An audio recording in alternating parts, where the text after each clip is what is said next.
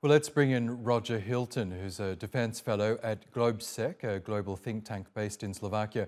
He joins us now from Vienna. Really good to have you with us, Roger. One of the main points that Jens Stoltenberg made in Kiev was that Ukraine's place is in Nato, is in the alliance. Of course, this was what was at odds before the conflict. Vladimir Putin was vehemently against Ukrainian membership in NATO. But how realistic is Ukraine's membership to NATO right now, given that the alliance doesn't admit any nation in which an active conflict is currently taking place? Well, Merhaba and good evening, and thank you for having me. When it comes to Secretary General Stoltenberg's comments, I see it a little bit differently in 2 points.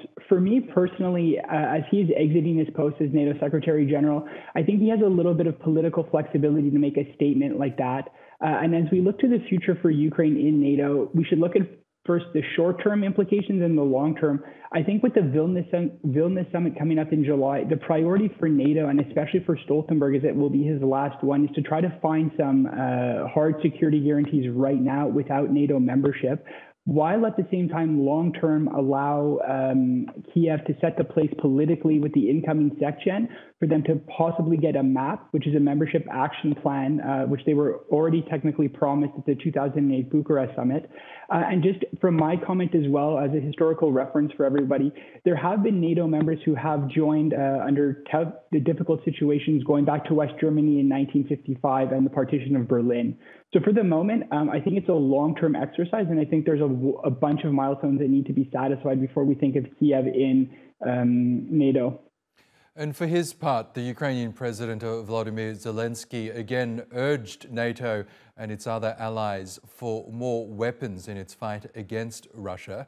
Do you think NATO members will heed that call, given that many of the nations have already supplied Kiev with many weapons and armory over the course of the conflict?